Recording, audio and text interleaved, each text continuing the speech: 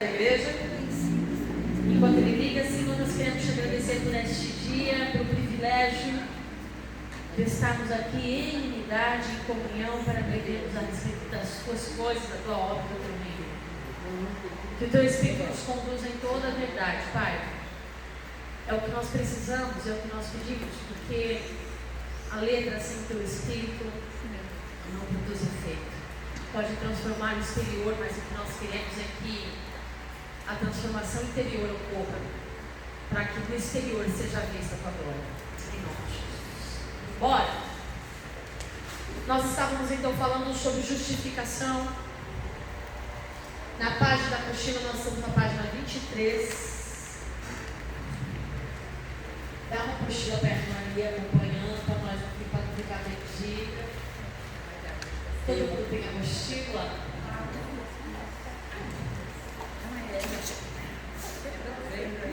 Porque ela está sem apostila.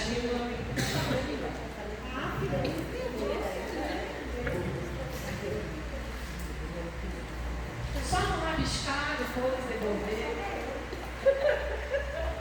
Não é por rabiscar. Não, a delas, né? É, vocês podem. Rabisquem tudo. Nós estamos sobre justificação. Nós estamos falando sobre o período da Reforma Protestante, em que Martinho Lutero vem e ele coloca as 95 teses lá na porta da faculdade, e aí vem essa questão de... Foi aí que eu parei? Foi aí que eu parei. Foi aí que eu parei. Foi? E aí eu estava falando sobre a justificação, que serviço não é forma de proximidade, que isso é natural do diabo, que estar perto não é o mesmo que estar próximo. Beleza? Perto do lugar mais longe da natureza. O que você entende por isso? Perto, quando a gente vai falar sobre John Stewart, a gente vai falar sobre Zwinglio, a gente vai falar sobre John Calvino, a gente vai falar sobre John Wesley, a gente vai falar sobre John MacArthur, grandes homens da vida. Esses homens são alguns deles pré-reformadores e outros são avivalistas. Porque nós estamos falando do período de perseguição, depois nós estamos falando do período de corrupção, depois nós estamos falando do período de que a igreja se corrompeu totalmente. E aí agora a gente vem falando do período da reforma, onde a igreja começa a voltar para as suas origens, certo? E aí eu já falei sobre Martinho Lutero, falei quem ele era e também falei que ele era um antissemita. Porque por mais obras espirituais que possamos fazer, por mais instrumentos que possamos ser afinados na mão de Deus, por maiores obras que nós possamos fazer em nome de Cristo através do Espírito Santo, ainda somos homens. E por maiores coisas que possamos fazer, as obras não nos tornam santos. E nem as obras não só não nos tornam santos, como as obras não nos aproximam de Deus. E é isso que Martinho Lutero, uma das suas explicações, ele vem deixando isso claro. Ele vem deixando isso muito claro. Porque a ideologia que a igreja vem se corrompendo, principalmente a igreja católica, em que ela vem se perdendo, até nas indulgências, nas cruzadas, é aquela questão da atitude de pagar para ter. Então eu faço uma boa obra. Lembra que eles pegavam até as crianças em troca de perdão? Eles pegavam as pessoas da cidadela, que em troca do perdão, do pecado, o que aconteceria com eles? Vocês vão à guerra e melhor coisa é que vocês morram, vocês derem a vida e vocês estão direto no céu. Então eles estavam acreditando que a salvação na verdade não era pela graça, mas sim pelas obras. E essa ideologia vem sendo impregnada na cabeça das pessoas de tal modo que as pessoas entram no rito religioso de tal maneira que eles se perdem. E como eles se perdem? Achando que pelas boas obras nós somos salvos. E é onde a gente perde a essência. Porque a gente acha que a boa obra nos traz salvação. Que aquilo que eu faço aqui no exterior muda algo no meu interior. E na verdade o evangelho não é isso. Eu só pratico a boa obra se o meu interior for transformado. Mas por que muitas pessoas que não são transformadas praticam a boa obra?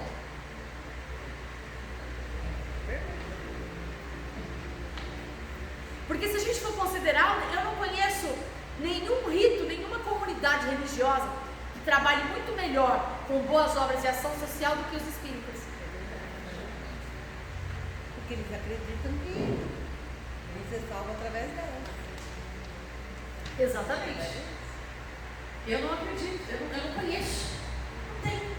Melhor entidade religiosa que trabalha com o social na sociedade são os espíritos. Eles acreditam na reencarnação, né? Acreditam. Eles acreditam que voltam melhor, não é isso? A intenção é essa. A cultura já impregnada já vem dessa, pela sua obra, você ganha o céu. Pela sua boa obra, não, você vai ter uma boa ação. E, gente, crente não pensa diferente, não. É muito difícil encontrar um cristão que acha, crente, não é questão, um crente que acha que a boa obra não é promovida por alguma transformação interior, e muitas vezes não é. Quais são as motivações que nos levam a fazer uma boa ação? São as motivações que vão definir o que nos move ou não.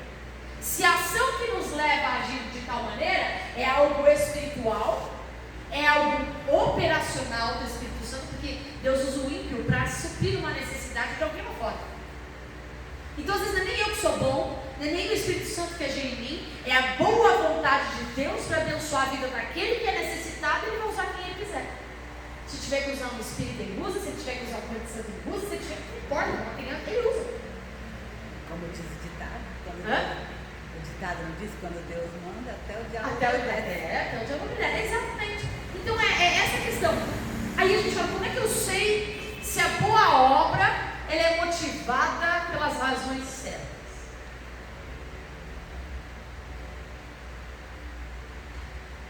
Quando eu sou justificado. E quando eu sou justificado? O que é justificação? Alguém?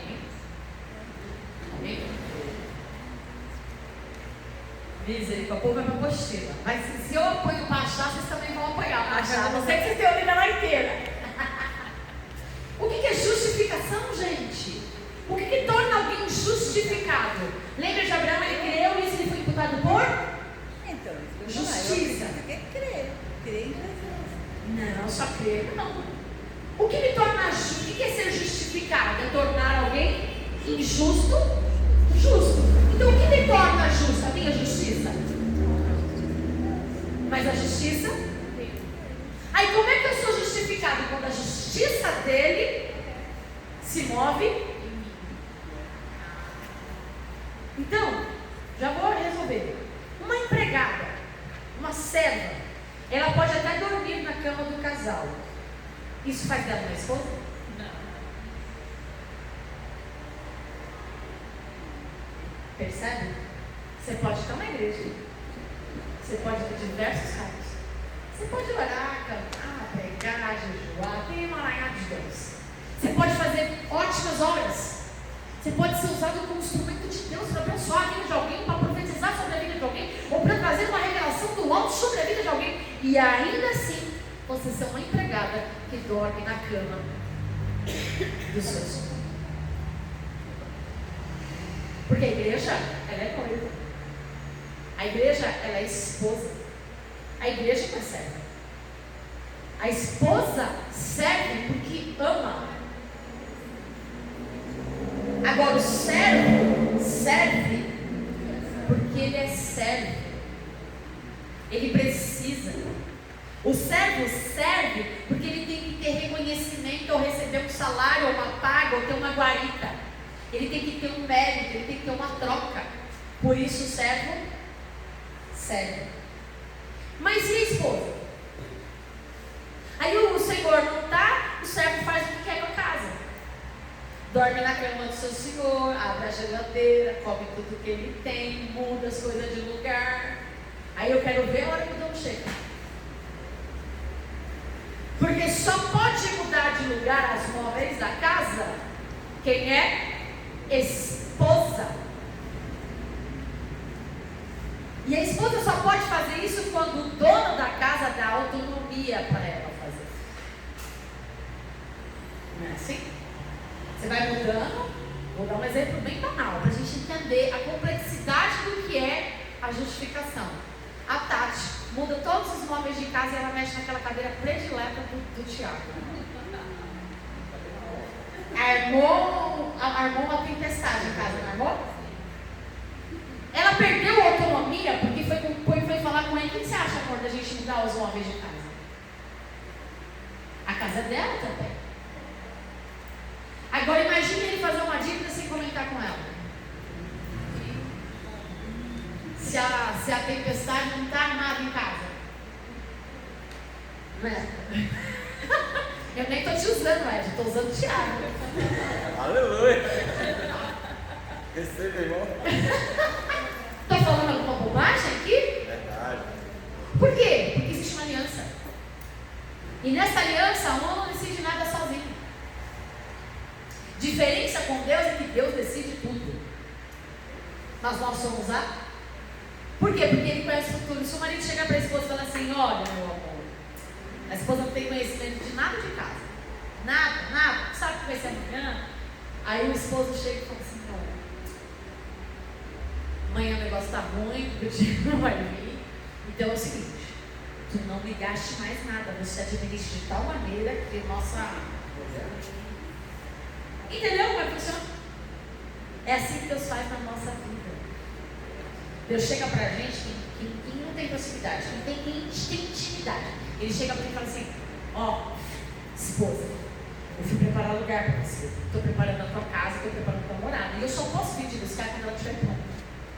Mas não adianta eu vir te buscar quando a casa estiver pronta se você não estiver adornada, se você não estiver preparada. É por isso que o meu amigo, meu melhor amigo, vai cuidar de você enquanto eu estiver cuidando da casa. Ele vai te dizer aonde você precisa ir, ele vai te dizer que roupa você vai usar, ele vai te dizer qual o adorno que você vai colocar em você, porque ele sabe quando eu vou voltar. Mas ele não vai te contar, porque eu quero te dar uma surpresa especial. Aí, mas você deu ouvido a tudo que o meu amigo, porque ele me conhece e ele sabe que eu estou preparando para você. Ele sabe o futuro que eu estou preparando para você. Ele sabe onde eu já vim, que eu já preparei para você.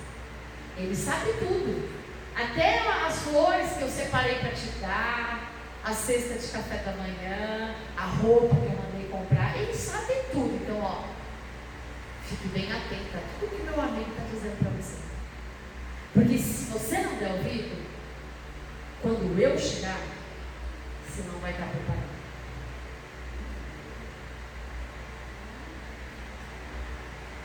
Percebe? Que estar perto não é a mesma coisa de proximidade. Vocês conseguiram pegar a diferença? Ou não? O trabalho que a gente faz, muitas pessoas acham que o trabalho na entidade, o trabalho que é promovido pelo reino, muita gente acha que isso te aproxima de Deus. Mas isso não te aproxima de Deus. Muitas vezes, se você não tem a sua natureza transformada, o ativismo te afasta de Deus. Porque tira muita atividade tira a intimidade. Porque a questão não é o que eu faço, mas é o porquê eu faço. A noiva que está ansiosa pelo noivo, ela acorda todo dia, é hoje que ele vem. Eu vou pegar minha melhor roupa, vou tomar um banho cheio de pedras perfumadas, eu vou me adornar, porque ele pode chegar agora, pode chegar daqui a pouco, pode chegar no fim do dia. Eu vou esperar ansiosamente por ele. Não chegou? Você acha que ela entristece? Não foi hoje, não tem problema, eu vou dormir. Quem sabe ele me acorda com um beijo.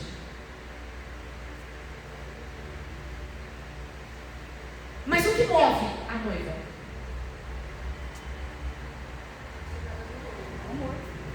O amor pelo noivo.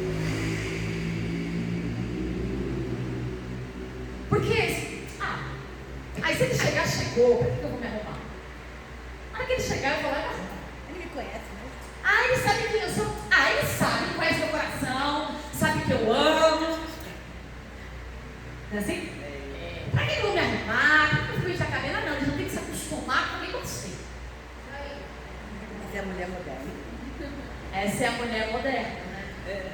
Tem que ver de cara lavada, fica bom.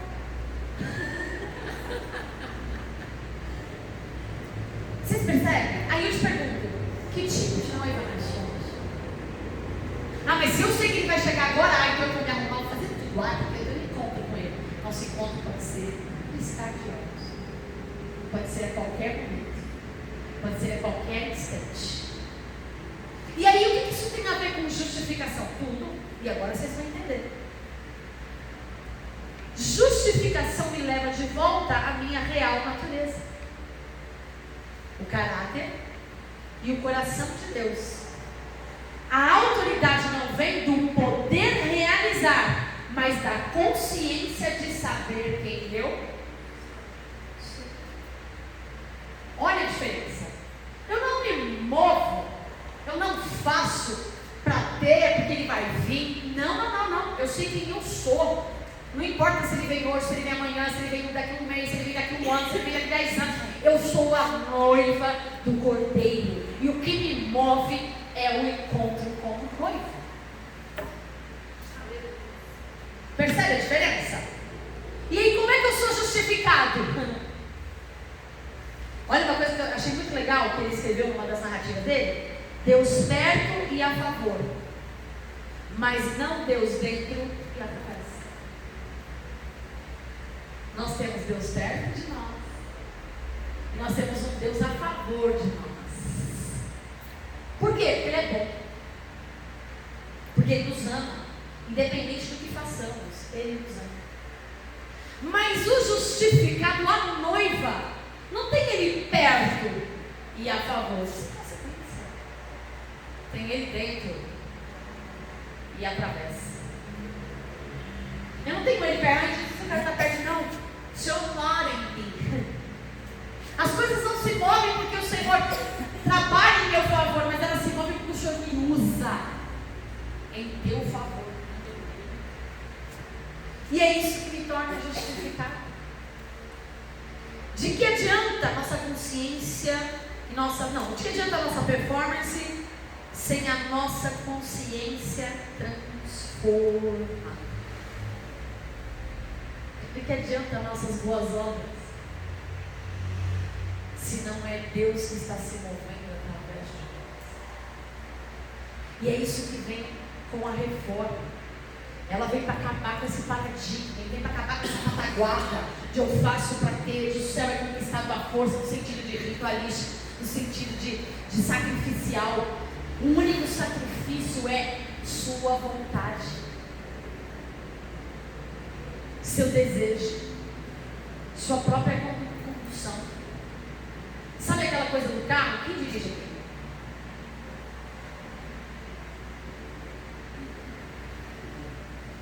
A pessoa não dirige. Mas vocês têm noção, certo? Para quem dirige, qual é a pior coisa, cara? Quando você está dirigindo o carro e aí tem um outro motorista do teu lado e começa a dar pitaco. Começa a dar palpite. Ah, entra aqui. Não, faz aquele caminho. Não, vai por ali. Não, você está muito devagar. Não, acelera mais um pouco.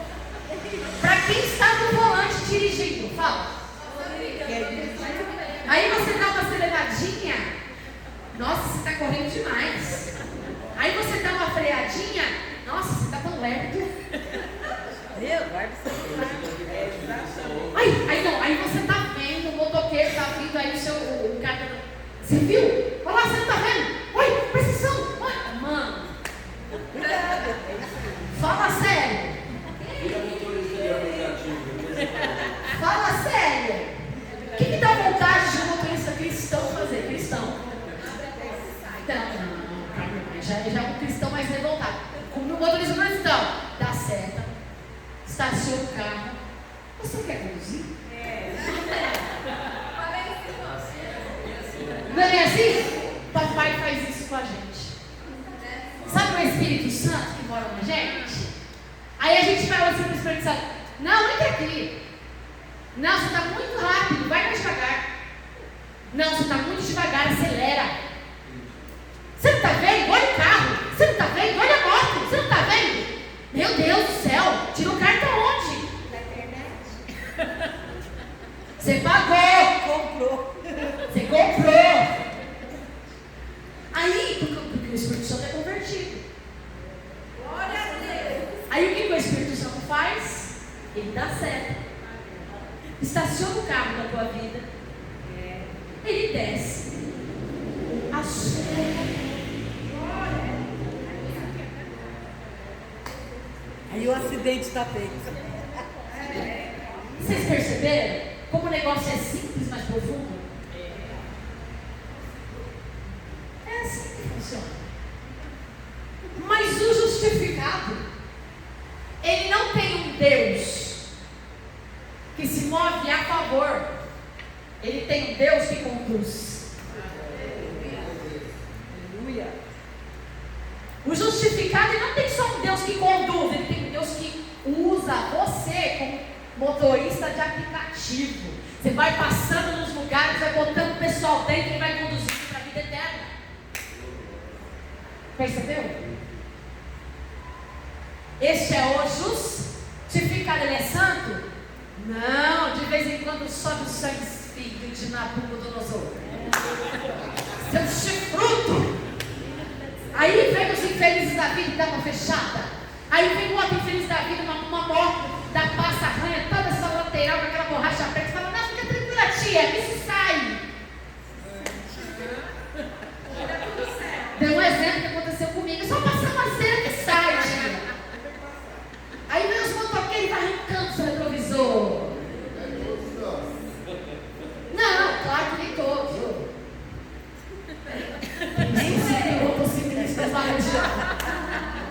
Vamos falar dos carros. Aí os carros não dá certo, vai indo para a direita, porque o bem suado de motorista para não dar certo, hein? A gente é uma benção. Fala de mim mesmo. Aí a gente, quando a gente percebe que a gente esqueceu, e aí ou você vai ter uma buzinada, alguém vai te xingar e você leva para vindo. Vamos aliviar, aí você está certo. Você já entrou, mas você está certo. Vai que o cara não prestou atenção, né? E aí passa o pano. Não, você não viu, eu dei certo. Eu não falei em que momento, mas eu dei. A vida da gente é assim. A nossa vida é uma estrada, é uma caminhada. Nós somos peregrinos aqui, nós somos de passagem aqui. Então quem é que está conduzindo a nossa vida? Seja moto, seja carro, seja avião, seja navio. O que tem conduzido a nossa vida? Eu quero ser um avião nessa geração peregrina. Eu quero.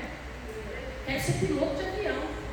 Mas para deixar no automático, para que o Espírito Santo conduza. Ficar ali, ó, só ali, ó, só vendo a paisagem de frente. E mais de 300 passageiros no navio voando em direção à eternidade. Chegando mais rápido possível. Eita glória! Verdade? Glória. Porque hoje, o veículo mais rápido para você chegar em algum lugar, qual é? Mas você colocou o navio para voar? Não, desculpa, navio não, gente. É que eu já estou na nave do milagre. Eu visualizei o navio. Ah, não, mas aí eu gosto mais de ver a coisa no céu. Olha só, agora eu já vou viajar na maré. No céu, no sobrenatural, andando sobre as nuvens. Mas não tem problema nenhum se você vai de navio. Comporta tantas pessoas quanto, até mais. Só vai um pouco mais devagar. Mas em compensação é o céu na terra, porque o mar nada mais é do que o espelho do céu. Carro não leva muita gente. O ônibus não leva tanta gente, mas leva, bota, vá de moto. Vá de moto, vá de bike, vai com aquele roller, mas vá em direção à eternidade. Seja conduzido pelo Espírito Santo. O justificado não se conduz, não se autoconduz, não se controla. O justificado sabe que tem um Senhor. O justificado tem um Deus que mora nele e que se move através dele. O justificado sabe que é pecador. O justificado sabe que erra. O justificado sabe que toda vez que ele deixar as emoções dele controlar, é erro na certa. Mas mas a misericórdia alcança e coloca ele de pé, porque ele é justificado não por ele, mas por quem Deus é. Agora vocês entenderam o que é justificação? Justificação não é mérito meu. Justificação é eu sair do controle e deixar ele assumir. Isso é ser justificado, porque eu erro, porque eu falho, porque eu peco. Todas as vezes que eu deixar o meu coração falar, eu vou errar, porque o coração do homem é enganoso. Todas as vezes que eu deixar me mover pelo que eu sinto, eu vou errar, porque o coração do homem é enganoso. Mas quando eu deixar de agir pelo que eu penso, pelo que eu acho, pelo que eu sinto, e deixar o Espírito Santo controlar, não tem como errar o caminho, gente. Bota no piloto automático e você vai chegar no destino. E isso é ser justificado. Eu dei esse exemplo porque eu vou entrar com termos teológicos aqui que são lindos, mas vocês vão continuar cada de mais alto. Aí eu vou perguntar na prova: o que é ser justificado? Aí você me responder lá quem decorou, né? Aquela prática justificada é aquele que teve os seus pecados redimidos por alguém que assumiu a sua culpa, foi lá e pagou, e por causa do justo ele se tornou justificado, mesmo sendo pecador. Aí vocês vão lá me responder aquela frase decorada teológica, né? E sem entender para estar vindo o que vocês estão falando. Agora eu vou falar, estou na minha prova, eu vou falar assim: ser justificado é pegar um avião, colocar no piloto automático. Eu vou entender, mas você vai entender, não vai? Quando você for dar aula para as criancinhas, você pode explicar para elas o que elas vão entender. Quando você fala sobre justificação, o que elas vão entender? Eu vou usar o avião, não vou usar o navio não, tá? Perdoa menos que eu. Por quê? Porque ela vai entender. É uma forma simples da gente entender o que é ser justificado. E aí vem Zílio. Obrigada, irmã. Glória, hoje ela está disposta a servir. Aí eu pergunto qual é a motivação que ele mora. Olha, eu sou justificada. Aí vem Zílio e ele, embora não tenha um contato direto com Martinho Lutero, ele tem os mesmos pensamentos, porque ele começa a ler a Bíblia, ele começa a ter o mesmo entendimento. E a diferença de Zílio, que está aí na apostila, para Lutero, é no quesito Santa Ceia. A diferença de quem? Zílio, 1520, está na página 20. O senhor está voltando, né? O único Zílio. Não, estou voltando não, eu estou entrando na parte do livramento já. Página 23. Já levou agora. Só estou fazendo menção do nome dele. Zílio. Enquanto Martinho Lutero achava que a Santa Ceia, o ato da Santa Ceia era um ato simbólico, para Zílio não. Era uma consubstanciação. Você sabe o que é isso? Vou pensar. Ok? Não, fala devagar a palavra. Eu quero entender a palavra. Consubstanciação. Eles viam na mesma coisa. Era o corpo de Cristo de verdade. Ele acreditava que estava comendo o corpo. Ele acreditava que no mundo espiritual, olha só uma simbologia, mas ele acreditava que no mundo espiritual, o ato sacramental da Santa Ceia, ao partir o pão, era o próprio corpo de Cristo ali se partir. Todas as vezes. Essa era a maior diferença entre Zílio e Martinho Lutero. Quer ver uma outra diferença entre eles? Enquanto Martinho Lutero, ele lutava, ele se empenhava, ele dedicava por ele, porque ele era um cara depressivo, ele não se aceitava, então ele buscava, na verdade, a salvação da vida dele. Zílio já tinha uma visão assim mais aberta, ele já achava assim: não, eu sou salvo e eu quero que outros também sejam salvos. Então a motivação que levava Zílio a brigar pelos princípios da reforma, a ir contra a igreja, não era a autossalvação, porque ele acreditava que ele já estava salvo, era que outros fossem alcançados pela salvação. Uma outra coisa que os separava ao ponto de Martinho Lutero tão radical, chegar ao ponto de falar: nós não fazemos parte do mesmo corpo. Martinho Lutero, ele acreditava nas coisas da Bíblia. Mas assim, se a Bíblia não condena, mesmo que não esteja lá, está tudo bem. Para Zílio, está na Bíblia? Não está, não serve. na Bíblia? Não, não está, não serve. Lutero Não, esse é Zwingli. acreditava ao contrário? Não, Lutero acreditava o seguinte: ele não era contra o que estava na Bíblia. Ele não era contra o que estava na Bíblia? Não está falando. Vamos lá. Está falando na Bíblia que na igreja não pode bateria? Estou dando um exemplo. Está falando na Bíblia que a igreja não pode bateria? Está falando agora? Não. Ah, então está tudo bem. Porque ela não está dizendo nem sim e nem não. Para Zico, não. Na Bíblia está dizendo que no culto sacramental tem que ter bateria? Não, então não vai ter. Então ele é da Ele igreja. era mais severo.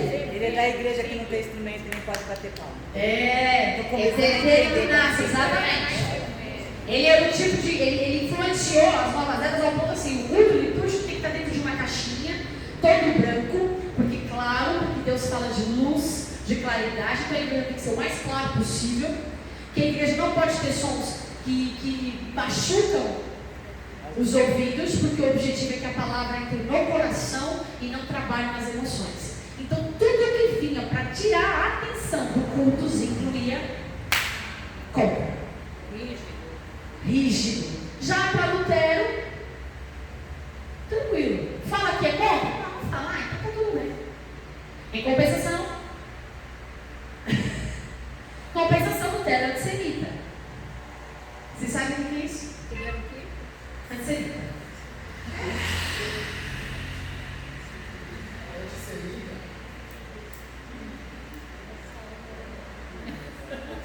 Odiava os judeus. Por isso que eu ouvi alguém falando que Hitler catou alguns Muitos escritos de Dom Martinho Lutero para justificar os genocídios, os homicídios e todas as torturas que ele fez.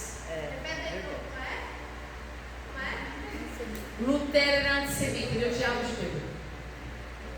Ele incentivava. Lembra que eu comecei falando que não importa o quanto você é usado por Deus, você ainda é um pecador. Zwingli, nessa época levou um grupo, porque assim, extraordinário, né? Todas as épocas, nessa época aqui, em que a igreja já se expandiu, vários protestantes foram, depois da reforma protestante, várias igrejas se levantaram. Os presbiterianos, os batistas, os metodistas, os ortodoxos, os luteranos, vários que ainda não criaram forma, mas vários grupos que criam nessas bases dessas liturgias. No meio desse todo, levantaram-se os, como que é o nome desse canal aqui? Anabatistas. Não eram os batistas ainda. Os anabatistas. Quem são? Esse é um grupo de protestantes. Anabatistas, um grupo de protestantes. Que no meio daquele povo todo se levantou e eles falavam assim: tem alguma coisa errada. Porque ainda aquelas coisas de se batizar quando a pessoa nascesse, ainda era feito, né? O batismo era quando a criança nascia. Nós somos anabatistas. Calma, não. Você vai entender. Nessa linha é. Calma. Não, sim, isso, nessa linha sim, calma. É que o corpo vai se formando, né? Aí levantou um grupo dentro da igreja dos protestantes anabatistas, na época de Zwingli. O que esses anabatistas falaram? Não, peraí, como é que eu posso ter renunciado da minha carne? Como é que eu posso ter me permitido nascer de novo se eu não tinha consciência do que eu estava fazendo? E eles começaram a se rebatizar. Como assim? Eles não aceitavam o batismo quando eles nasciam e começaram a ir para os rios se batizar. Eu renuncio a minha vida, eu quero nascer de novo em Cristo. Então eles começaram a se batizar. Ok? Normal, não é? Para Zwingli não. Pra gente hoje é normal. Para a gente hoje é. Para os protestantes daquela época não. Eles estavam rebeldia, estavam batendo de frente. Vocês estão renegando o batismo? Só Deus? Nossa fé? Um só batismo? Um só Espírito? Não, tem coisa errada aí. Esse tal Zwingli, porque aqui ainda a igreja, ela não era, a igreja não era mais governamental, nem o governo se metia na igreja, mas eles conversavam de forma amigável. Nessa época, a igreja e o Estado se comunicavam bem. A igreja não mandava no Estado, mas influenciava. E o Estado não mandava na igreja, mas influenciava. Eles falavam bem, a política da boa vizinhança. Certo? O que Zwingli fez? Eles estão errados, eles são hereges, estão vindo contra. Criou-se uma lei. Que todos os deveriam ser mortos. E quem que motivou e incentivou começou com tudo isso? Este grande homem de Deus, chamado Zimbra. Este grande homem de Deus que converteu milhares de pessoas e trouxe a fé de Cristo. Mas o que ele achava era mais importante do que a vida de Zimbra. A respeito da vida, pelo menos. Ele mandou matar até afogada, né? Falando, vocês não gostam de batizar? Você já leu a apostila, né, bebê? Eu gosto de aluno aplicado assim. Fiquei meio chocada. Mais chocada, você vai, não sei se eu coloquei isso na apostila. Esse Zimbra chegou ao ponto. Você sabe o que é espartejamento? Não matava, espartejava. A morte era por espartejamento. Ele cortava a pessoa viva. Ele cortava a pessoa viva. Hereges. E chegou a um ponto absurdo. Absurdo. Vocês não gostam tanto de batismo? Vocês não querem tanto se batizar? Sabe o que Zimbra falava? Mandou fazer? Mata todos os anabatistas afogados. Já que eles querem, já ficam lá na água mesmo. Gostam tanto do batismo. Jesus já tinha nascido? Vamos pra você que desde que começou a história da igreja, eu Jesus já tinha nascido aqui. procurei Jesus, eu não achei mais. Já é os protestantes. Protestante, é que depois da reforma, gente. Mas é o que eu estou falando. O fato de você ser usado por Deus não muda quem você é. Pecador. O fato de você ser justificado é o que te volta à essência que é Deus. Mas não lhe dá o direito de agir por sua conta, porque o homem é mau. A natureza do homem é mau. É ruim. Muito ruim. Não há bondade que emane da natureza humana. Toda bondade que sai de nós procede de Deus. E o fato da gente agir com bondade, fazer doação, não quer dizer que Deus mora em nós. Ele pode ter dado uma passeada aí.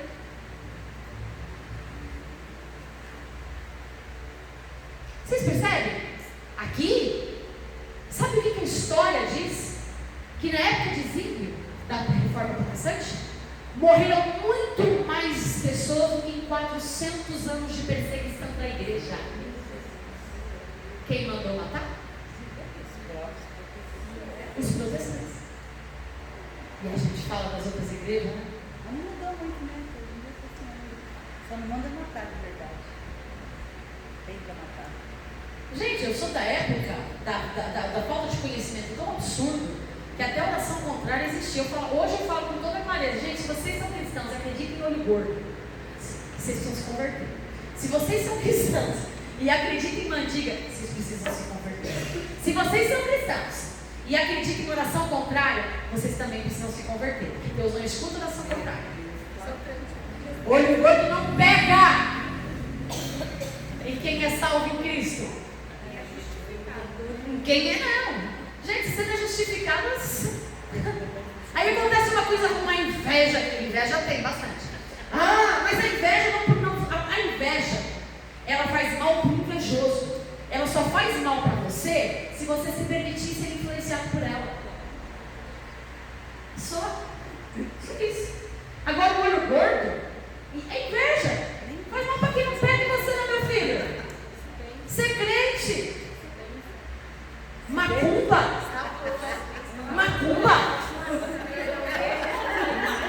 Macumba em crente? Coloca um sal grosso na porta.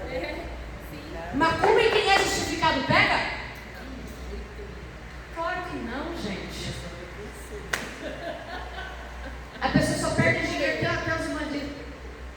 Não posso falar porque agora as aulas são gravadas. E tem gente que assiste gravado. Mas é verdade, não, eu vou falar porque eu falo na cara dela. Tem uma bandista lá no meu trabalho, que ela fala, vou fazer uma mandinga, vou cair dessa escada. Eu dou risada, né? Aí tá na fila, minha sobrinha já deseja isso todo dia.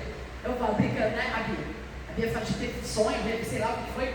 Ela falou, tia, eu vi você cair dessa escada, não sei se foi sonho, desejo, que foi lá na casa das meninas. Caminhou lá tanto, né? Caiu, quebrou o pescoço. Falei, glória a Deus, quebrou o pescoço, corri na hora. Fui pra glória. E ela fala no meu trabalho, porque às vezes é tão corrido no meu trabalho, que às vezes eu penso, eu falo, Jesus, eu estou saudável, quase 50 anos saudável, tanto que eu subo desse escada correndo e não quebrei a perna ainda, estou na glória, estou saudável. E aí ela olha e fala assim, mas ela não diga para quando cair dessa escada, ela olha, eu vou ver o que pode fazer. Faça, mas outra, faça, gaste seu dinheiro à toa. Eu prefiro que você me desse. Está podendo gastar? Pode fazer. Você só está jogando seu dinheiro fora. Eu falei, meu santo é forte. Não é meu santo, não. É quem mora em mim é forte. Quem mora em mim é forte. Sabia com o maior respeito, ela sabe. Porque é verdade, já deve ter feito. Vai saber. Vai saber. Aí viu que não deu certo, falou, a pessoa está forte. Gente, é muito sério. A gente precisa ter a nossa natureza transformada. A nossa mente tem que mudar, a gente tem que parar de acreditar em crendices. Porque enquanto rolava isso, faz parte da aula. Enquanto rolava a reforma protestante em 1517, o que acontecia em 1492? História. Cristóvão Colombo descobre as Américas. Estava tendo uma guerra lá na Inglaterra, a França e todo mundo. E qual foi a motivação? Claro que a maior motivação era poder. Mas o que as pessoas usavam para manipular as pessoas? Religião. E aí tinha briga, não, porque nós somos anabatistas, nós somos batistas. E aí o que acontece? Eles entraram no navio, não dá, está rolando uma guerra aqui, nós vamos morrer, a gente não tem liberdade religiosa, vamos embora. Cristóvão Colombo, em 1492, descobre que é as Américas. Ele encontra lá os Incas, eles encontram lá nações indígenas, milhares de pessoas. E aí o que ele faz? Que ele é inteligente. Eu vou usar a religião para subjugar, eu levei uma frota de católico. Porque enquanto os protestantes brigavam entre eles, não se preocupavam em evangelizar as pessoas. Aí os católicos que estavam enfraquecidos, eles falaram assim, quer saber? Enquanto eles brigam entre eles, eu vou evangelizar novas nações. Aí, eles foram lá. Aí qual foi a cultura? Mas quando chegou lá, por isso que os jesuítas vieram. Os jesuítas vieram para o Brasil. Para o Brasil. Os católicos. Logo seguida. Mas os católicos mais raízes foram para a América. Só que não. Muitos presbiterianos, muitos batistas, muitos metodistas, a maioria protestante foi para as Américas. E quando chegou lá, o pessoal do governo falou assim, nós não vamos impor a nossa religião, ao contrário, vamos dar liberdade para esses colonos estabelecerem, vamos dar terra para eles estabelecerem suas casas, crescerem, porque fará de nós uma nação forte. Por que a América é considerada uma nação cristã? Porque quem nos colonizaram, quem povoou aquele povo lá, foram os protestantes. Mas aí em 1500, vem Pedro Álvares Cabral, que perdido ele não estava. A história diz que ele não estava perdido não, porque ele estava em busca de novas terras. Ele chega aqui no Brasil. A mesma coisa. E quem que vem com ele? Os católicos, os jesuítas. Só que a mentalidade deles não era tanto protestante, porque os protestantes estavam muito mais preocupados com a briga entre eles. Os católicos não, a gente perdeu um terreno lá e eles estabeleceram o seguinte: a terra é nossa, então cada terra que o católico entrar, a terra é católica. Por que o Brasil é católico? A gente é virou caça nessa lata que a gente é. Mas se não bastasse, veio muitos navios da África. Quando chegavam aqui os jesuítas, eles começaram a evangelizar o povo brasileiro, os índios, né? O povo que estava aqui, os indígenas que estavam aqui, começaram a... Só que assim, eles faziam narrativa litúrgica em latim, porque os católicos faziam isso e não tinha interesse que vocês aprendessem a Bíblia. Era latim. Então eles não estavam interessados que vocês aprendessem. Acontece o seguinte: se vocês não aceitarem a minha religião, ou vocês viram escravos, ou vocês vão ser mortos. Porque diferente da América, que dava terra para crescer, aqui no Brasil era impositivo. Você segue as minhas ordens, ou acabou para você. a diferença? Aí, enquanto a América é um país cristão, o Brasil é um país católico. Vamos melhorar aqui cristão e católico, protestante e católico. Rolava lá a reforma protestante. Aqui no Brasil, rolava a implantação na mente do povo do catolicismo. E lá na América rolava o quê? O protestantismo. Enquanto eles brigavam lá na Europa, eles estavam evangelizando na América. E eles estavam evangelizando no Brasil. Percebe a diferença? Só que aqui no Brasil veio muita gente da África. Veio muito escravo da África. Veio muita gente da África. E esse povo que veio aqui, eu não sei nada que esse povo está falando, não entendo nada de latim. Mas eu não quero ser escravo, também não quero morrer. E eles eram batizados. O relatório que chegava lá para o pessoal lá de Portugal, olha quantos católicos se converteram. A publicidade era boa. Olha quantos católicos se converteram. Uau, o povo nem sabia o que estava fazendo. Olha quantos católicos. Mas aí, para agregar o povo, vinha aquela gente, o que aconteceu? Porque o povo que vinha da África tinha seus próprios deuses. Os indígenas não tinham seus próprios rituais indígenas. Dança da chuva, dança do fogo, dança de não sei o quê. O que aconteceu? O que vocês imaginam que aconteceu com o povo católico aqui? Vamos absorver tudo isso. Então, nos rituais da igreja começou a ser implantado os rituais indígenas. Nos rituais da igreja começou a ser implantado as místicas do povo da África. Sabe aquele povo que você não sabe se você está no centro de um plano, se você está... Não que Deus não se mova dessa forma. Fecha os olhos, então. Não é bem assim. Mas vocês estão entendendo o que eu estou falando? Começou. Mas entrou na igreja católica os rituais? A igreja católica é a igreja cristã, não é essa católica litúrgica que a gente tem hoje. Os rituais são feitos assim, como é hoje, tá? Se você perguntar para um espírita, qual é a sua religião? O que ele diz? Eu sou católica. Então, mas eu não imaginei que a igreja tivesse absorvido. Ela esse ritual. aceitou. Ela aceita que o povo. Mas e a idolatria? O importante é você dizer, eu sou católico. E a idolatria? Mas e a idolatria santa? Isso já veio de lá de trás. Bem, mas a reforma protestante eles tiveram uma perda inenarrável. Mas aqui eles ganharam espaço para o místico. Perceberam? Por isso, aí, sabe como a teologia chama? Oi? Teologia o quê? Chama. Eu estava molhando. Sabe como a teologia chama? A crendice cristã. Crendice cristã. Essas meninices, essas pataguadas, a teologia já tem. Quando a gente for chegar em neopentecostal, igreja pentecostal e tudo mais, tem muita gente séria. Mas por causa dessas pataguadas, tem muita crendice cristã. Aí se chama, lá no mundo afora, vocês pensam que não, mas por muito tempo o brasileiro, a igreja brasileira, lá fora, sabe como ela é conhecida? Alguém chuta? Piada. É uma piada. Como piada. Hã? Como uma piada. Tô falando. Bom, a política é, agora a religião eu não sei. A igreja brasileira nunca foi respeitada lá fora. Por causa das crendices. Poucos foram os momentos em que a igreja brasileira lá fora foi respeitada, porque a igreja brasileira é igual ao país brasileiro, aceita tudo, é influenciado por tudo e como influencia.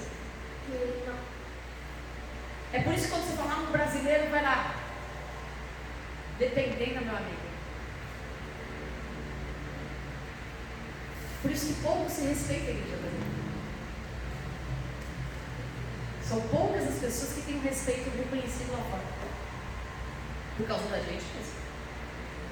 Agora, vocês já imaginaram? Vocês já não imaginaram? Vocês veem aí a torta direita, a idolatria aos crentes americanos, ingleses, europeus. E às vezes não sabem um terço do que a gente sabe da Bíblia. E fazem o maior sucesso porque o Brasil se curva de lá.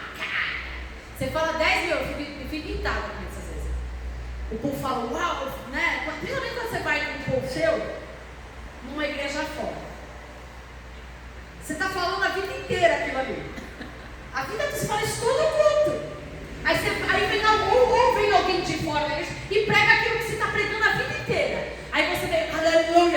Deus falando. Aí a gente fala assim, mas Deus está falando há um tempão, você não ouviu não? Ué, tem que vir alguém de fora para falar? Tem que vir um cantor de fora para falar? E a cultura brasileira é medíocre. Até Jesus foi assim. A gente brasileiro, vai lá fora desse pensamento. Então, imagina. Porque a gente tem que voltar à nossa essência. Santo de casa não faz milagre, né? Não. Aí usa esse texto sem contexto para justificar, né? Santo de casa não faz milagre. A igreja hoje repete um monte de coisa que não está nem na Bíblia. Exatamente. Crendice. Uma crendice bem comum. Como é que é? Eu venci o mundo, vós também? Onde está escrito isso na Bíblia? A Bíblia só diz que ele venceu. Não diz que eu vou vencer. Você se cuide para Você- vencer. Se cuide. Você que lute. Cada um que lute aí para vencer. É sério, gente. A gente tem. A raça cristã de hoje vive de crendice. É papagaio. Mandinga. Na verdade é papagaio, só repete parte do que eu. Isso faz uma fé falha. E fraca. Que fé, nem fé é isso, né? Sei lá que nome a gente pode dar para isso. Crendice. Crendice! Essa fé vale, obrigado, meu irmão. Crendice! Tá cheio de crendice. Minha filha, eu tô numa luta tentando falar com a minha patroa que o sal grosso na porta da empresa não vai fazer nada, mas tá de E eu tô doida pra. Aliás, eu já falei pra minha chefe que é cristã, que colocar os paus de São Jorge na porta da empresa não vai mudar em nada. Não tem nada. Aí quando eu falei a desculpa que ela me deu assim, mas eu ganhei, eu achei tão linda. Eu falei, ai, sangue de Jesus tem poder. Não, a minha também. Ai, foi meu pai, não tem nada demais, é só sal grosso para purificar o ambiente. Eu falei, não, é da presbiteriana, né? Essas crendices. É da presbiteriana. Mas vamos lá. Aí o que aconteceu? Essas crendices. E aí foi crescendo os católicos aqui, sem entender patavina, e o povo era católico, mas fazia as mandingas, o povo era católico, mas fazia as macumbas, o povo era católico, mas fazia os rituais, fazia tudo normal. Mas eles eram católicos. Ué, você pergunta para o espírita, ele é católico. Aí agora vai lá na América. Vai lá nas Américas, nessa mesma época. Eu estou falando de história. Na mesma época. Sabe qual que era a diferença entre eles? Eu vi, porque nessa época em que rolava tudo isso, Deus levanta um homem também extraordinário chamado João Calvino. Começando a aula, como todos os homens de Deus são falhos. Aí João Calvino entra e ele era muito sistemático, ele era muito assim. Ele coloca todas as escrituras, coloca todas as coisas dele e tal. Só que aí ele vem com as ideologias dele. Que aí fora a igreja ele coloca 5 premissas. Não tem nada a ver com o de Martinho Lutero, que faz 5 solas.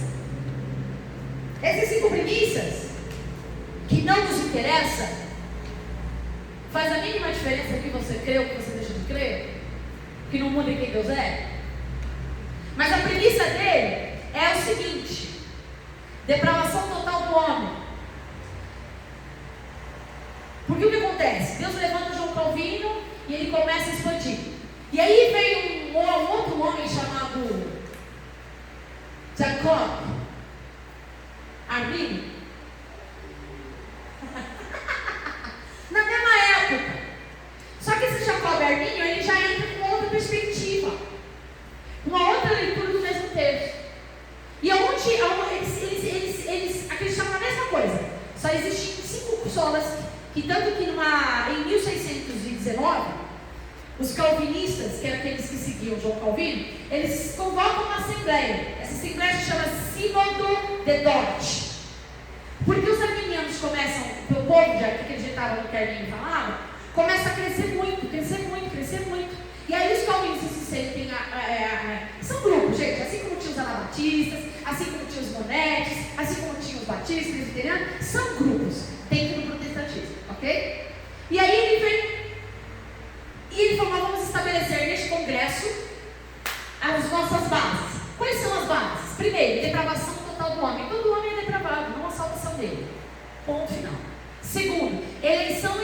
condicional de Deus. O que significa? Deus escolheu, está escolhido, isso não depende de mim. Aí entra a predestinação. Terceiro, expiação condicional de Deus, que significa que a morte na cruz de Jesus não foi para toda a humanidade, foi só para aqueles que escolheu salvar, só para os eleitos. E aí vem mais um, a quarta, que a graça é irresistível, que aquele que foi escolhido por Deus para ser salvo, ele não consegue resistir à graça, a graça alcança. E aí vem o quinto, que é a perseverança dos santos. Aquele que é eleito, que é alcançado pela graça, ele automaticamente vai perseverar nos dias difíceis. Não é uma opção dele, não é uma escolha dele. E o Armínio vem com as mesmas ideias, mas ele acredita diferente. O que ele acredita? Eu acredito no livre-arbítrio. Eu acredito que o homem, sim, é totalmente depravado e pecador, mas ele tem uma escolha de ter a sua natureza transformada por Cristo. Aí ele vem e coloca a segunda condição, que a eleição é condicional à nossa fé. Ou seja, que não é assim, Deus escolheu um grupo seleto e não escolheu todo mundo. Deus escolheu todo mundo, mas só é alcançado aquele que acredita que foi alcançado pela fé. E aí tem uma outra coisa que ele fala. A expiação a cruz, a morte de Jesus na cruz, foi suficiente para salvar toda a humanidade, e não somente os eleitos. E aí ele vem com mais um, que a graça, essa é extraordinária, que a graça pode ser resistida. Como assim? O que isso significa? Jesus me ama, ele me chama, ele me convida, mas se eu quiser eu aceito. É livre-arbítrio, né? Se eu não quiser, então eu consigo resistir à graça, diferente do que o John Calvin acredita. O John Calvin acredita que não, se Deus escolheu você, é aquela história do escolhido, não tem escolha, vem aqui. Se Deus escolheu você, você não tem escolha. Vai sofrer, vai pastar, mas vai fazer, acabou. Jarmínio não acredita nisso. Ele já acredita o seguinte, não.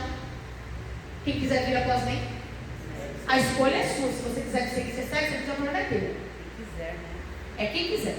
Aí vem a pergunta, você é calvinista ou arminiano? Nem para não sou nenhum nem outro. Ainda vem outros. Espere. Porque isso são teses. E a Bíblia é muito mais do que isso. Aí vai ter muita discussão. Que é bobagem. Essas discussões são de pessoas que não têm o que fazer. Os caras defendem unhas e dentes. Porque o centro acaba ficando de lado. Exatamente, Jesus não importa. Se ele vamos lá, vamos terminar aqui que eu já vou acabar com essa pataguada de discussão. Armínio acredita, porque os pentecostais são arminianos. Vocês vão entender pelo contexto histórico por que isso, tá? Mas os avivalistas, batistas e metodistas do Adriano não são nenhum nem outro. São os dois. Você já vai entender. Armínio acredita o seguinte: quando ele falava que a graça eu tenho escolha ou não, e que ela é irresistível, que se você for escolhido, você não tem escolha. Para Armínio, não, filho, você tem escolha. Sua vida é uma escolha. O fato de Deus saber quais as escolhas que você vai fazer não tira de você a escolha. A decisão é tua. Deus morreu para todo mundo vai se salvar? Mas Deus não gostaria? Sim. Claro, Deus sabe que vai se salvar. Hã? É o plano original dele. É o plano original dele, salvar todo mundo. Na verdade, ele queria nem que o homem pecasse, mas ele já não sabia que o homem pecou, ia pecar. Por isso que ele projetou um plano. Peraí, o povo se perdeu no planejar algo para salvar e trazer eles de perto para mim. Porque se fosse assim tão simples, Deus é que sabe quem vai ser salvo. Claro que ele sabe. Soberano, onipotente, ele sabe. Agora, se fosse assim tão simples, ele tinha enviado Jesus lá, todo mundo é. Vamos ver isso. Mas ele deu toda a oportunidade para todas as gerações. Eu vou voltar um pouco mais além. Então nós somos marionetes à mercê de um Deus que nos controla, nos domina e que Ele escolhe entre eu e você quem vai ser salvo. Seria um Deus injusto, né? Mas Ele é justo porque Ele conhece a nossa natureza. Assim. Então Ele sabe se eu presto ou se eu não presto, se Ele presta ou se Ele não presta. Agora o fato dele saber quem eu sou e quem Ele é, Ele não tira de mim o direito de escolher. Percebe que os dois estão certos? O fato dele saber qual vai ser a sua escolha não tirou o seu direito. Vocês percebem que nenhum dos dois está errado? Os dois estão certos. Hã? Ao fato dos dois estarem certos, os dois estão errados. Por quê? Porque nenhum tem a premissa certa e nenhum. Isso muda alguma coisa na salvação? Isso muda alguma coisa no sacrifício de Cristo na cruz? Mas por que a igreja segue essa linha? Que igreja? Quase 90% da igreja Segue, não, nem todas. Por exemplo, as mais tradicionais, luteranas, ortodoxas, presbiterianas, batistas tradicionais, metodistas tradicionais, não metodistas é mais John Wesley. Metodistas tradicionais são mais calvinistas do que arminianas. Nem todas. As igrejas neopentecostais não são nem um nem outro. São crendices. Mas estamos se enviesando por essa área. Eles usam isso Na como verdade, desculpa. pega um pouquinho aqui, pega um pouquinho. Eles usam isso ali. como desculpa, porque igrejas tradicionais, igrejas arminianas mesmo, metodista letrana, mas o arminianismo raiz. Porque o arminianismo raiz não tem essa briga de discussão, que depende da minha. Não. Porque o que o arminiano raiz diz, ele não disse que o Calvino está errado. Ele disse que Deus nos elegeu, mas ele elegeu a todos. O mundo. Agora, o que acontece? Ele me deu o direito de escolha. Ao me dar o direito de escolha, ele sabe qual escolha que eu vou fazer. Então ele sabe se no final eu vou ser salvo ou não.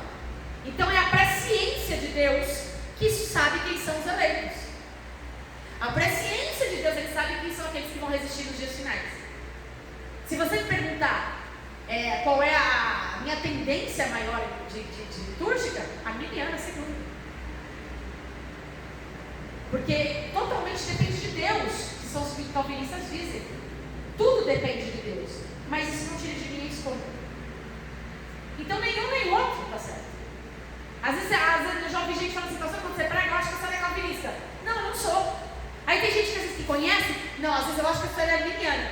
Não sou. Eu sou cristã. Eu creio em Jesus Cristo. Eu creio na graça. Eu creio na salvação mediante a fé. Isso são só teorias. Isso são só litúrgicas. E qual é a minha base de referência? A Igreja Apostólica. Ponto. Que é a Igreja de Cristo. Quais são os princípios que eu sigo? Cristo. Ser como Ele.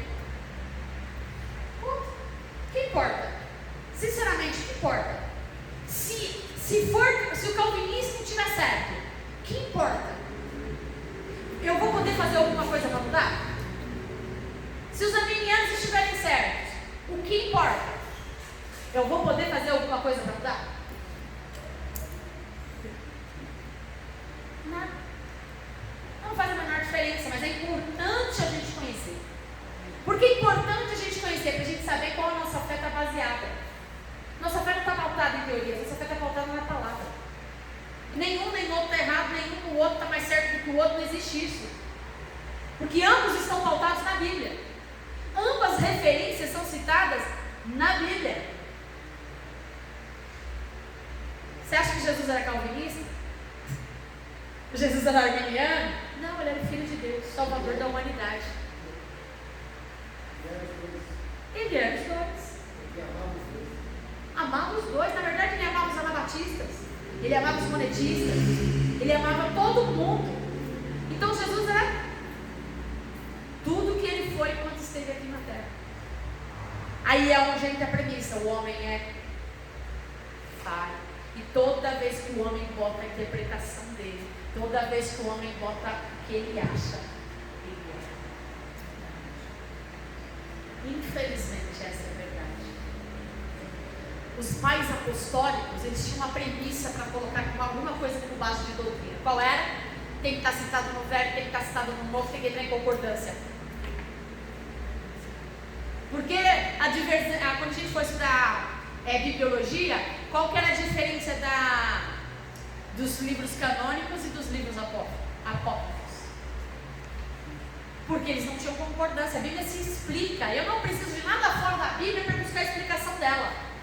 Os livros de estudiosos nos ajudam a entender a Bíblia, mas a Bíblia se auto-explica. Percebe? É isso. E aí vem essa questão da depravação. Nossa, acabou minha aula. E eu quero chegar a falar de alguns homens importantes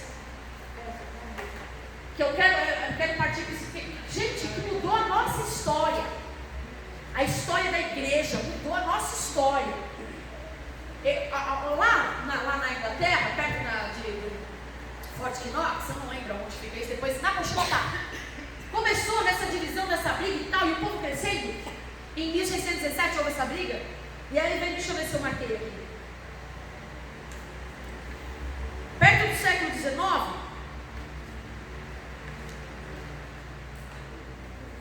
com essas coisas de briga entre o povo, discussão da reforma protestante, sabe o que aconteceu com a igreja? Esfriou. Eu gosto de gente que estuda, que lê a apostila, me ajuda na aula. A igreja esfriou. Briga, eu sou mais crente que você. Não, você é mais crente, não, eu sou mais crente que você. Eu tô certo. Não, você tá errado, eu tô certo. Começou a briga lá, os católicos crescendo aqui e os colonos evangelizando lá. E a igreja perdida dentro dela de novo, nas brigas bestas dela. Eu mando mais, eu mando menos. Eu falo mais, agora eu falo menos. O que aconteceu com tudo isso? Essas disputas internas. A igreja esfriou. Acabou. A igreja voltou a ser o que ela era. Um grande encontro de pessoas. Só. Mas como Deus sempre esteve no controle de toda a história, Ele levantou um povinho. Um povinho que foi influenciado pelo John Hus. Vocês lembram dele quando eu falei da reforma, que é o pré-reformador, antes de Martinho Lutero? Ele foi influenciado. Quando ele morreu, ele deixou um legado. E ele deixou uma galerinha que ficava lá, dada a piedade, dada a misericórdia, um povinho de oração. Esse povinho de oração chamava-se de moravos. Esses moravos se reuniam nas casas para orar. Igual a igreja primitiva. Igual a igreja primitiva. Esses moravos pegavam assim, aquele irmão está passando necessidade, vamos juntar uma cesta básica, vamos levar para ele, vamos levar o alimento da carne e o alimento espiritual. Esses moravos, esse pequeno grupo, sempre pequeno, né? Que incrível. Esse pequeno grupo de pessoas, eles olhavam aquele irmão está doente. O que nós vamos fazer? Vamos lá orar por ele, reúne a galera aí, vamos lá, vamos interceder, vamos orar. Era um povo dedicado à oração. Esse povo falava, cara, vocês estão à toa? Imagina, marca lá, ô sério, terça-feira, 8 horas da noite, nós estamos lá fazendo discipulado, nós vamos estudar a Bíblia. Era isso que eles faziam. E aí chegou num ponto que eles começaram a influenciar as pessoas que, quer saber? A igreja está morta. A gente precisa buscar mais de Deus. A gente precisa orar mais, receber algo de Deus. E falar assim, não, vamos fazer o seguinte, vamos fazer um turno de oração. Acho que foi o primeiro relógio de oração. Foi o primeiro relógio de oração na vida da igreja. Eles falaram, nós vamos de 2 em 2, cada casal, cada família. Nós vamos cobrir as 24 horas do dia em oração, para que a igreja desperte. Sabe quanto tempo durou esse relógio de oração? Ininterrupto. Não era assim parado, não é 1 hora orando, 1 hora orando, 1 hora orando, outra hora orando, torre de oração. Sabe quanto tempo durou?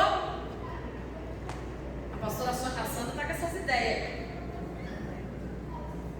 Falou em relógio de oração, falou a pastora Sandra. Ela se animou aqui.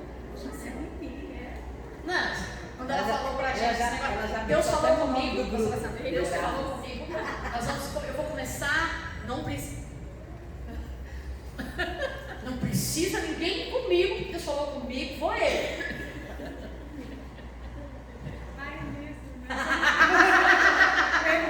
Lembrou, né, filha? Lembrou, igual os seus 40 dias de monte que depois eu tive que pagar. Eu sempre levanto o arão para ajudar o outro. Mas eu vou começar uma oração.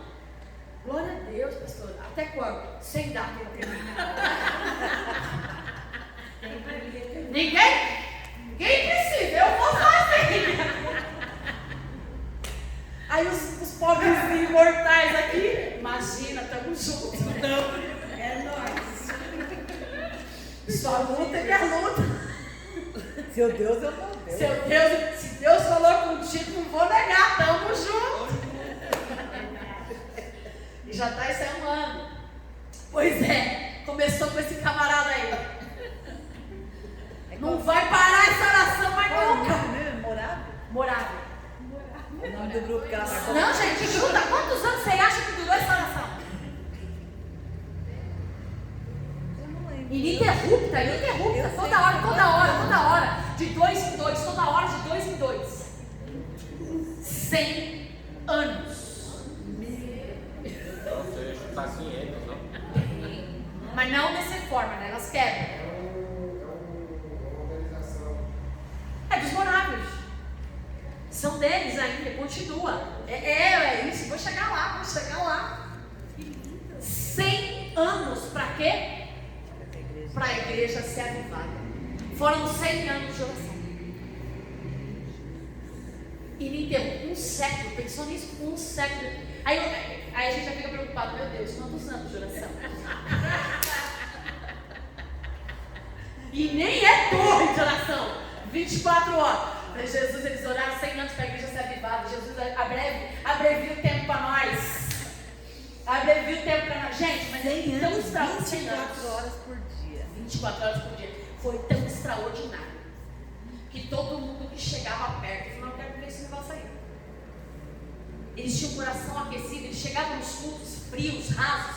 Teve um culto que a história conta, que tudo que eu estou falando aqui é história, não é livros religiosos, história, os moráveis. Igual a Rua Azul, que a gente vai chegar lá. Foram num culto, e num dia de culto, eles começaram a ter o coração tão aquecido, eles não entenderam, eles começaram a entrar em frenesi, mas não aquelas coisas de crendice, aquela coisa doida não. Eles começaram, sabe, uma inquietação, um amor tão grande pelas vidas que estavam se perdendo, que aí o líder da reunião da comunidade falou assim: parou, enquanto a gente está aqui clamando, tem gente morrendo. Enquanto aqui a gente está buscando, sentindo esse... Não, evangelho é amor por vidas, evangelho é vidas, evangelho é para fora, não é para dentro. A gente tem que sair e a gente tem que alcançar. Eles falam assim: a cidade já foi alcançada, agora o mundo tem que ser alcançado. Eles começaram a preparar missionário e começaram a mandar gente para fora, ao ponto de 2 jovens tão entusiasmados. Gente, essa história é real. Coração abrasado. O Wesleyano tirou disso. Coração, você pode ver todo evento de avivamento da Wesleyana. Minha irmã da Wesleyana, minha conterrânea. Nós fomos batizados no mesmo lugar. Você foi em que mês, irmã? Em setembro. Você já pegou calor, eu sofri no inverno. Eu peguei outubro, eu peguei agosto. Bem no invernozão, em que aquelas estações eram bem marcadas. Aí vinha todas as regionais de todas as Wesleyanas da regional no mesmo dia. E aí você ficava lá esperando talvez molhar daquele frio que Jesus oprove. E eu briguei com o bispo Elisiário na época para poder me batizar, porque eu não tinha idade, que era só acima dos 12, né? Eu não tinha idade, eu quero me batizar. Eu só queria que eu quero me batizar. Convoco uma reunião lá do bispo. Me batizei naquele, acho que foi por vingança, ó. Me colocaram com aquela turma de agosto. Enfim. 2 jovens falaram assim: nós vamos. Só que tinha regiões que não podia pregar o evangelho, não podia se falar do protestantismo. E como é que ele ia chegar nos escravos se eu não podia nem evangelizar, fazer culto? Eles se venderam como escravos. Olha o amor que eles tinham pelas vidas. Se venderam como escravos para evangelizar os escravos. E salvaram todos aqueles escravos. O cara se sujeitou a apanhar, a sofrer, a laguna do sol, mas ganhou todos os escravos para Jesus. Isso é evangelho. E aí, mandaram missionários moravianos para a Europa. Dentro deste navio, quem estava lá? Meu conterrâneo, John Wesley. Os irmãos Wesley. Ele era pastor anglicano, um jovem pastor anglicano. Tinha muito amor por Deus. E ele estava nesse navio. Mas ele era só um mero religioso. O navio ia naufragar, todo mundo com medo. Mas e o grupinho moraviano? Minha filha, estava lá. Se tinha violino, estava no violino. Igual aquele filme Titanic. Ele é daquele grupo que estava lá cantando, eita glória, hoje nós vamos pra glória. É. E aí, enquanto aquele povo desesperado, nós vamos morrer. Inclusive, John Wesley. O que vai ser da minha vida? Será que eu estou salvo? Será que eu estou salvo? Será que eu vou pra glória? Será que eu vou pra glória? Ele entrou em crise, desespero. E aí o grupo moraviano, caminhando a glória, e os pagodão, vamos pra Canaã, é hoje, que eu me encontro com o papai, e o povo fazendo festa. Ele olhou para aquilo e falou, mano, não tem alguma coisa. Eu sou crente. Tem alguma coisa errada comigo. Me faz entender, o que é esse negócio aí? Aí um moraviano chegou para ele e falou assim, você não crê que Jesus te salvou? Aquilo foi, uma bateu na cara, um cara matado, estava na cara daquele homem. Que aquele homem falou assim, eu não sou crente. Eu não conheço Deus. Não naufragou. Chegou no destino. Pergunta se ele ganhou alguma alma para Jesus. Nenhuma. Voltou frustrado para a Inglaterra. Frustrado. Fui lá, a pregação não tinha. Aí quando ele chegou lá, quer saber? Eu quero entender esses morados dele. Quero entender esses truques. O que está acontecendo com esses caras? Começou a falar com os caras, começou a se relacionar com os caras. Pastor anglicano. Vou nesse culto aí. Não, eu vou cultuar com você. Eu quero entender. Que certeza é essa? Quero ter essa certeza. Eu quero viver esse negócio aí. Olha o que ele disse. Isso é 1735. É uma frase que mexe comigo. Que John Wesley escreveu em uma das suas cartas. Fui à América evangelizar os índios, mas quem me converterá? Eu fui para converter o povo, não sou convertido. E aí ele vem assim, tenho todo, isso é palavras de John Wesley, não são minhas, só vou ler, que está acabando minha aula. Tenho todo o aparato de crente e tenho medo da morte. E me questionaram, você conhece Jesus? Sabe que ele salvou você? E aí ele diz assim, eu senti em meu coração um ardor estranho. Senti que confiava em Cristo e somente nele. Isso quando ele foi frequentar o culto moraviano. Quando ele foi para o culto, ele assistiu o culto, foi tocado no culto, ele recebeu o que hoje a gente sabe que é o Espírito Santo, mas que até então ele não entendia. Anglicano, metodista, tradicional. O que vocês acham que chama metodista? Chama-se Wesleyano. Não é. Por causa do John Wesley. E aí, olha só. Ele foi num culto, e naquele culto algo mexeu com ele de tal maneira que ele diz assim: senti em meu coração um ardor estranho. Senti que confiava em Cristo e somente nele para a minha salvação. E foi-me dada a certeza que havia me redimido pelos meus pecados e me salvou de mim mesmo. Ele entendeu que não, John Wesley, que não bastava ser crente, não bastava sequer ser pastor, não bastava conhecer o Evangelho e nem muito menos trabalhar para o Evangelho, mas o que era necessário era uma experiência pessoal com o autor da fé. Olha que lindo. John Wesley, ele mudou tudo. Ele era pastor de igreja. E agora eles chegaram para ele assim, ele acordava às 5 horas da manhã. Ele ia para o meio da praça pública, onde os trabalhadores saíam para trabalhar. Ele falava assim: agora o meu púlpito é o mundo. A minha paróquia não é mais um templo. Meu, para de falar, meu. Vai lá para a tua paróquia, tu é pastor, vai pregar na tua igreja. Eu falei, igreja é o mundo. E vocês acham que a pregação dele é assim? Deus vai te dar, Deus vai te abençoar. Crê e receberá. Não. Arrependei-vos. Nasça de novo. Crê em Jesus. Mude vida. Seja transformado. E aí, vocês já sabem, eu vou acabar a aula, a gente parte daqui na próxima. E aí já começa um pouquinho a melhorar a nossa história. Que bom, né?